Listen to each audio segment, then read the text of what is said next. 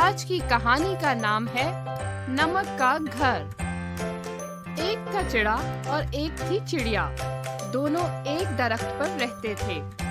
ان کا تنکوں کا بنا ہوا خوبصورت سا گھر تھا۔ چڑیا اور چڑا اپنے پڑوسیوں سے باتیں کرتے، پھر سب مل کر دانا چگنے جاتے۔ چڑا گھر کے کام ختم کرنے کے بعد خوب آرام کرتا۔ درخت پر ہر وقت چہل پہل رہتی۔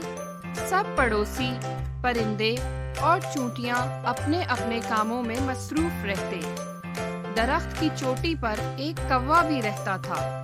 چونٹی نے کہا، واہ کیا پیارا گھر ہے۔ طوطا بولا، ہاں دیکھو، روشنی میں اس کے رنگ کوسو قزح کی طرح لگتے ہیں۔ مینا بولی، بی چونٹی، کوا تو کبھی کسی سے بات ہی نہیں کرتا۔ چونٹی بولی، اسے تو اپنے گھر پر بہت غرور ہے۔ چونٹی نے سردیوں کے لیے چینی اکٹھی کر لی۔ اس خوشی میں اس نے کچھ چینی اپنے پڑوسیوں میں بھی تقسیم کی۔ کوے نے چینی لینے سے انکار کر دیا اور کہا، مجھے چینی کی ضرورت نہیں، کیونکہ میرے پاس تو بہت سا نمک ہے۔ چونٹی اپنا سا منہ لے کر رہ گئی۔ اگلے دن چڑے نے کہا، مجھے سخت بھوک لگی ہے۔ چڑیا نے کہا، آج کیا پکائیں؟ چڑے نے کہا، آج تو کچھ نمکین ہونا چاہیے، کل بہت میٹھا کھایا تھا۔ چڑیا نے کہا، ہاں میرا دل بھی کچھ نمکین کھانے کو چاہ رہا ہے، تو کیا بنایا جائے؟ چڑے نے کہا، کھچڑی سے بہترین اور کیا چیز ہو سکتی ہے؟ چڑیا کے منہ میں بھی پانی بھر آیا۔ چڑیا نے تنکے اکٹھے کر کے آگ جلائی۔ چڑا کھیت سے دال اور چاول کے دانے چن کر لے آیا اور ہنڈیا چڑھائی۔ تھوڑی ہی دیر میں کھچڑی کی بھینی بھینی خوشبو سے چڑیا اور چڑے کی بھوک چمک اٹھی۔ لیکن یہ کیا، پھیکی کھچڑی! چڑا فوراً اٹھا اور جا کر کوے کے گھر کا دروازہ کھٹکھٹایا۔ کوے نے غصے سے دروازہ کھولا۔ چڑا بولا، بھائی کوے، گھر میں نمک ختم ہو گیا ہے، اپنے گھر سے تھوڑا سا نمک مجھے دے دو۔ کیا مطلب ہے تمہارا؟ میں اپنا گھر خراب نہیں کر سکتا۔ یہ کہتے ہوئے کوے نے زور سے دروازہ بند کر دیا۔ چڑا بہت پچھتایا کہ اسے کوے کے پاس نہیں جانا چاہیے تھا۔ چڑیا بولی، ہاں تو لے آئے نمک۔ چڑے نے کہا، ایسے نمک سے تو یوں ہی پھیکی کھچڑی کھا لینا ہی بہتر ہے۔ دونوں نے صبر شکر سے کھچڑی کھائی اور شکر ادا کیا۔ سردیوں کی آمد تھی، ٹھنڈی ہوائیں چل رہی تھی۔ چڑے نے کہا، خیر ہو، آج تو آسمان پر کالے بادل ہیں۔ چڑیا بولی، ہاں میں سب دروازے اور کھڑکیاں بند کر دیتی ہوں۔ آدھی رات کو بادلوں کی گرج سنائی دی۔ چڑا اور چڑیا جاگ گئے۔ اچانک باہر کسی کے رونے کی آواز سنائی دی۔ چڑے نے فوراً دروازہ کھولا۔ کیا دیکھتا ہے کہ سامنے کوا بے حال کھڑا تھا۔ وہ سردی سے ٹھٹھر رہا تھا اور آواز کپکپا رہی تھی۔ چڑے نے پوچھا، بھائی کوے، اتنی بارش میں باہر کیوں کھڑے ہو؟ کوے کی آنکھوں میں آنسو امنڈ آئے۔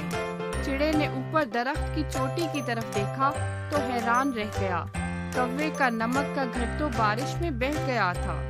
چڑے کو بہت افسوس ہوا۔ دونوں نے کوے کو اندر آنے کے لیے کہا۔ کوا شرمندہ تھا کیونکہ اس نے کبھی کسی کی مدد نہیں کی تھی۔ نمک کے جس گھر پر اسے غرور تھا، وہ بارش میں بہہ گیا تھا۔ اس مشکل وقت میں سب پرندوں نے کوے کی مدد کی۔ سب نے مل کر کوے کا گھر بنایا، اس کے گھر کے لیے تنکے چن کر لائے۔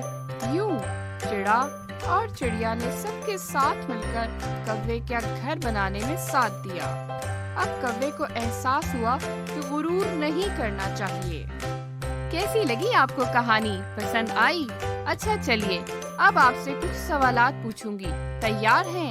پہلا سوال ہے، نمک کا گھر کوسو قزح کی طرح لگ رہا تھا، کیا آپ نے کبھی کوسو قزح دیکھی ہے؟ اس میں کون سے رنگ ہوتے ہیں؟ جی، تو اس کا جواب ہے کوسو قزح میں 7 رنگ ہوتے ہیں، لال، نارنجی، پیلا، سبز، نیلا، گہرا نیلا اور بنفشا۔ جی ہاں، بالکل درست کہا۔ آج کا دوسرا سوال ہے، پرندوں نے کوے کی مدد کیوں کی؟